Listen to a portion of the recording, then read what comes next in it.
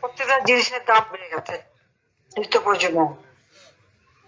আমরা ইনফ্লেশন বেড়েছিল বলে যখন এই 8-9 ভাগ ছিল, তখন আমি 1 কোটি পরিবারের জন্য টিসিবির মাধ্যমে পারিবারিক কার্ড বিতরণ শুরু করেছিলাম। মাত্র 30 টাকা কেজিতে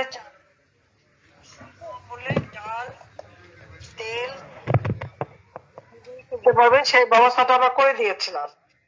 আমার প্রশ্ন যে কেন জিনিসের দাম বাড়লো, আর এখন এই সময়